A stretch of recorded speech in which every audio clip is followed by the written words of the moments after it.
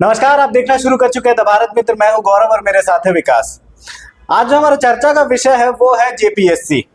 JPSC अभी आप चाहे पहली जेपीएससी की बात करें या अब तक जो हो चुका है 11वां जेपीएससी, आप इसकी बात करें। झारखंड की किस्मत इतनी अच्छी है कि एक भी जेपीएससी विवादों से मुक्त नहीं गया है।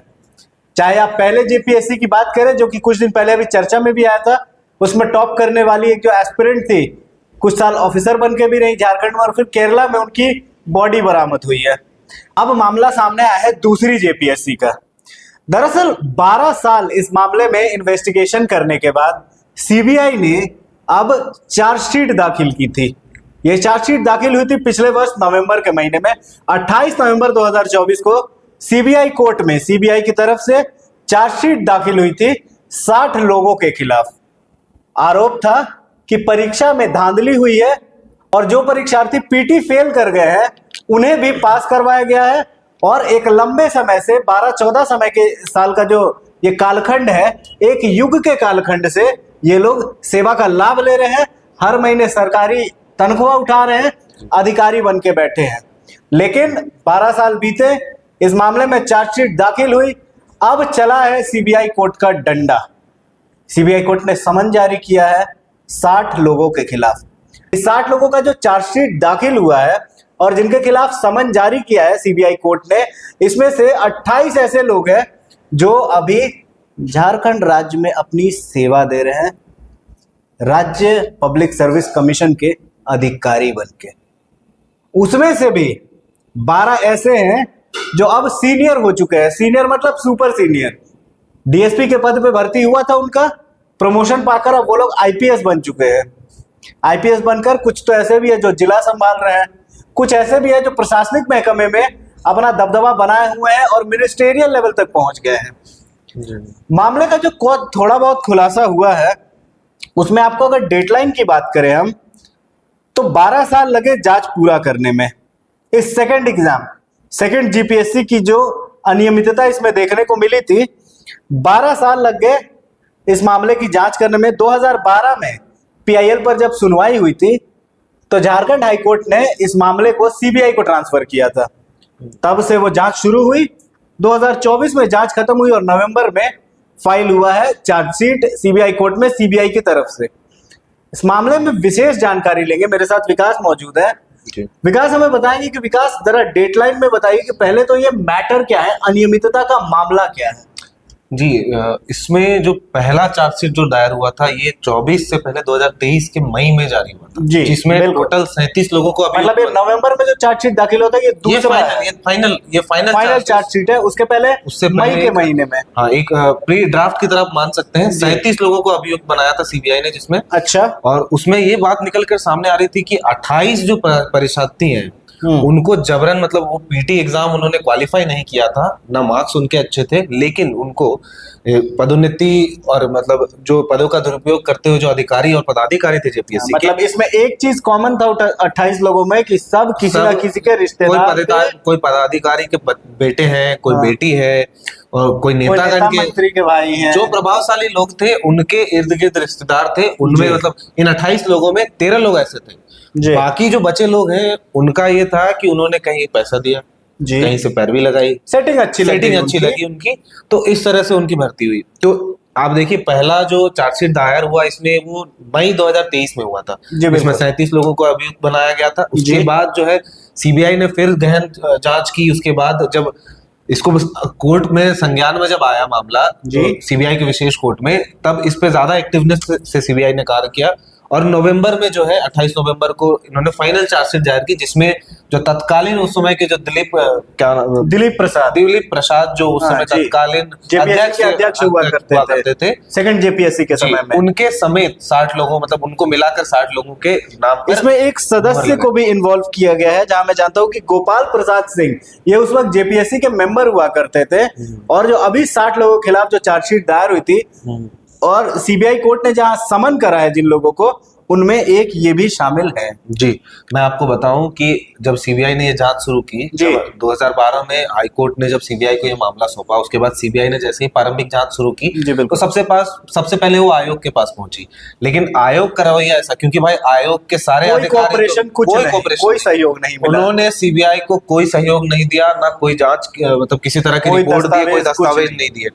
लेकिन सीबीआई जब इस पे आगे बढ़ती है, कहीं से सूत्रों से वो इधर उधर से खोजबीन करते हुए उनको 28 नामों का पता चलता है जिन्हें फर्जी तरीके से पास कराया गया है। उनमें से 13 नाम निकल कर सामने आते हैं। ये 13 नाम वैसे हैं जो उच्च स्तरीय पदाधिकारी और नेता और मंत्री के बेटे मौजूदा समय उस वक्त के 2000 उस वक्त के जब ये द्वितीय जेपीएससी का परीक्षा हुआ था, उस वक्त के जो प्रभावशाली लोग थे, अधिकारी थे, उनके जो बच्चे हैं वो इसमें थे। और उसमें से आप देखेंगे तो 6 जो है उनका नाम आप हमारे साइड स्क्रीन पर देखिए, एक लिस्ट है यहाँ पर आप देख सकते हैं। सबसे पहला नाम मैं पढ़ूंगा, गोपाल प्रसाद सिंह। ये जेपीएससी के मेंबर थे, सदस्य थे। इन्होंने कुल 3 लोगों का जो है पीटी में वो फेल हो चुके थे, तीनों लोग, उनको पास कराया। 2 तो इनके खुद के बेटे हैं, बिल्कुल, एक इनका भतीजा है। आप नाम देखिए, कुंदन कुमार सिंह, रजनीश कुमार, ये दोनों बेटे हैं गोपाल प्रसाद सिंह के। और तीसरा आप लिस्ट में देख सकते हैं, इंद्रजीत सिंह जो है, ये उनके भतीजे हैं। अच्छा, उसके बाद और एक नाम, पापा चाचा बहुत अच्छी भूमिका निभाई, बहुत बच्चों को सेट करवा दिया, अपने बच्चों को सेट करा दिया। इसके बाद आते हैं राधा गोविंद सिंह जी, राधा गोविंद नागेश, माफी चाहूंगा, राधा गोविंद नागेश। इन्होंने अपनी बेटी मौसमी नागेश को ही पास करा दिया। इसके बाद ये तो यहाँ तक चलिए अधिकारियों की बात हो गई। एक वहां पर जो परीक्षा में कोडिंग और डिकोडिंग का जो काम होता है, जी बिल्कुल, हाँ, उसके लिए एक संस्थान है, परीक्षा कंडक्ट करवाने का जो प्रोसेस है उसके लिए एनसीसीएफ एक संस्थान है जी। उसके जो एक क्या बोलते हैं आपके प्रतिनिधि थे जी, उनके भतीजे का भी, मतलब उनके भतीजे का भी यहाँ पर जो है नाम सामने आ रहा है कि उनके भतीजे का भी पीटी में नंबर कम थे, लेकिन उनको भी पास कर दिया, मतलब जमकर रिश्तेदारी निकाली। और ऐसे तमाम और भी बहुत सारे नाम है, आप लिस्ट सूची में देख सकते हैं कि ऐसे और भी नाम है जो किसी रिश्तेदार इस सब के क्रम में किसी न किसी तरीके से किसी प्रभावशाली लोग से खून का रिश्ता है। इन सब के बीच में सुदेश कुमार महतो, आजसू सुप्रीमो, पूर्व विधायक सिल्ली जी, उनका भी नाम खुलकर सामने आता है, क्योंकि उनके भाई मुकेश कुमार महतो। आपको मैं बता दूं कि मुकेश कुमार महतो पर ये तो शायद दूसरी बार में वो इन सर्विस हुए थे। पहला जो उन्होंने एग्जाम दिया था उसपे भी कुछ अनियमितता का आरोप लगा था कि वो पास नहीं कर पाए थे और कुछ प्रभाव डालने की कोशिश की गई थी, ऐसी सूचनाएं उस वक्त छनकर सामने आई थी। फिर दोबारा जब उन्होंने परीक्षा दिया था अगली जेपीएससी में, तब वो सेलेक्ट हुए थे और मौजूदा समय में जहां तक मेरी जानकारी है वो डीएसपी के पद पर कार्यरत है और धनबाद के आसपास शायद कहीं अपनी सेवा दे रहे हैं। इसको लेकर मैं एक बात कहूंगा, ये तो अलग बात हो गई। अभी मैं अगर रिक्त पदों की जो लिमिटेड एक सीट्स आती है, क्योंकि वैकेंसियां उतनी नहीं होती जी बिल्कुल, कुछ लिमिटेड सीट्स आती हैं, तो द्वितीय जो जेपीएससी था उसमें 172 सीटों में भरा जाना था, मतलब 172 सीटों पे वैकेंसी आई थी जी। और इसका एक प्रावधान था, उस नोटिफिकेशन जो आई थी उसमें एक प्रावधान था कि आप जो पीटी पहला जो सत्र है उसमें जो परीक्षार्थी है उनको जितना सीट्स है उससे 10 गुना बढ़ाकर आपको पास करना था। मतलब 172 सीट पे 1720 अभ्यर्थी जो थे एस्पिरेंट्स थे, हम लोग उनको बस कंसीडर कर सकते हैं। लेकिन जेपीएससी का रवैया देखिए, ये तो जेपीएससी का वो फैजल खान बन गया कि बाप को बेटे को सबको नौकरी देगा, सबको नौकरी देगा। अध्यक्ष साहब ने बोला कि सबको नौकरी देंगे हम, आइए। टोटल 16,300 जो है, आपको मैं बता दूं तो टोटल 16,314 वैकेंसी इन्होंने पास कर ली। 16,314 का मैं आपको मतलब समझा दूं, लगभग 10% होना था, इन्होंने 100% कर दिया। मे भी मेरी मैथ्स तो उतनी अच्छी है नहीं, मैं भी 1000% भी शायद कर दिया हो, मुझे नहीं पता, लेकिन 100% तो श्योर किया इन्होंने। 1720 जहां पे रहना चाहिए था वहां पे 16,314।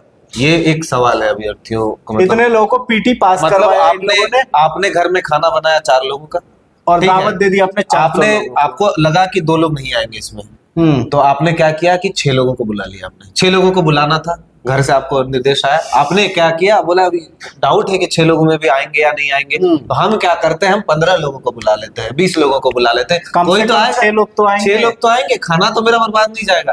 तो इस तरह की जो बात है, और खाने आगे पूरे 15 लोग, और इन 15-20 लोगों में जो थे अपना उन्होंने दाल गला लिया। मतलब जो पदाधिकारी, क्योंकि वो फंसते ना, क्योंकि उनके मतलब पास भीड़ में बोल रहे ये हैं ना मार्कशीट की अगर मैं बात करूं, इन 28 लोगों के जो मार्कशीट पे बात करूं जी, इनको जैसे डॉट गोला करना होता है, काला करना होता है OMR OMR शीट में। हाँ। तो OMR शीट्स में इन्होंने खाली छोड़ दिया था। तो खाली इसलिए छोड़ा गया था क्योंकि पास करने में दिक्कत होती, कोई मेहरबानी कर दे, और वो मेहरबानी रंग आई इनकी। आज ये SP, DSP और तमाम संवैधानिक पदों पर आसीन है। और आज सोचिए, आज 12 साल के बाद इस चीज का उजागर होता है, इन नामों के साथ CBI सामने आती है, समन जारी करती है इन अधिकारी को। कितने जो है वो सेवानिवृत्त हो चुके हैं अभी तक, जो पदाधिकारी थे जिनके ऊपर नाम के ऊपर चार्जशीट अभी लगा था। बिल्कुल, जो चार्जशीट में कई ऐसे हैं जो रिटायर हो चुके हैं, कईयों की तो हो सकता है कि मृत्यु भी हो गई हो। तो अब क्या फायदा?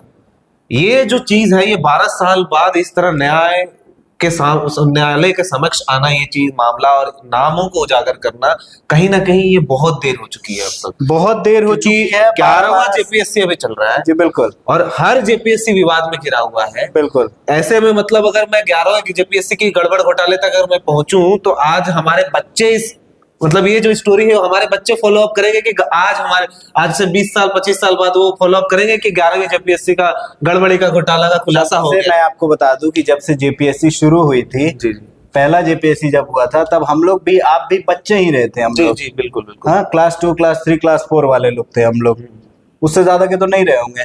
तब से विवाद हम लोग सुन रहे हैं। आज हम लोग पत्रकार बन के बैठे हुए हैं।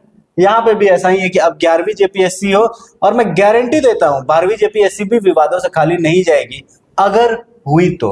हाँ। यहाँ पे तो ये भी है ना कि 24 साल का राज्य हुआ, एग्जाम सिर्फ 11 ही हुए हैं। वो बगल में बिहार है, बंगाल है, उड़ीसा है, छत्तीसगढ़ है, मध्य प्रदेश है, उत्तर प्रदेश है, अन्य ढेर सारे राज्य हैं। सबके यहाँ जो साल की उम्र है, बगल का छत्तीसगढ़ है, नियमित तौर पर हर साल अपना सर्विस कमीशन करवाता है। सेंट्रल का भी सर्विस कमीशन वहां होता है, स्टेट का भी होता है। झारखंड ही एक ऐसा राज्य है जो 50% पे चल रहा है अपने सर्विस कमीशन एग्जाम को लेके। राज्य सरकार के पास अपने स्तर पर अधिकारियों को भरने की क्षमता नहीं है। आप सोचिए ना, JPSC अध्यक्ष नहीं थे इतने समय से, 7-8 महीना, और वो भी ऐसे विभाग में अध्यक्ष का मिसिंग होना, ये अपने आप राज्य चलाता है, जो आपका राज्य चलाता है। सारे संवैधानिक से लेके आपके प्रशासनिक सेवा में जो अहम भूमिका है राज्य के लिए, और अहम पदों की नियुक्ति यहाँ से होती है, और तमाम विभागों में यहाँ से लोग जाते हैं। स्तर के, अन्य फॉरेस्ट लेवल पे भी कितने अधिकारी, प्रशासनिक में अगर हम देखें, DSP से लेके SP लेवल के लोग जो है वो इस ही विभाग से आते हैं, और इस पद पर, मतलब इस विभाग पे अध्यक्ष पद का ना होना इतने महीनों से, तो ये भी एक सवाल खड़ा करता है कि JPSC जैसा जो एक अंग है, और ये महत्वपूर्ण अंग है राज्य के लिए, और इस पे इस तरह का जो अनियमितता है सरकार की ओर से, चाहे कोई भी किसी की भी सरकार हो, आज हम JMM की सरकार देखते हैं, इससे पहले भाजपा की सरकार थी, कांग्रेस की सरकार थी, जिसकी भी सरकार देखे, लेकिन इस तरह की अनियमितता और 12 साल बाद इस तरह न्याय की उम्मीद करना और लगाना, आस लगाना, ये भी बेवकूफी की तरह नजर आ रहा है हमें। खैर, ये तो था डिस्कशन हमारा सेकंड JPSC के बारे में, और जैसा कि हमने बताया है कि 11वें JPSC में धांधली है, तो अभी तो और 9 के आने की बारी बाकी है। 9 के भी बहुत से पोल पट्टे खुलेंगे। इस डिस्कशन में फिलहाल इतना ही। द भारत मित्र को आप सब्सक्राइब करें, लाइक करें, अपने सुझाव दें हमें कमेंट सेक्शन में। तब तक के लिए नमस्कार, जोहार।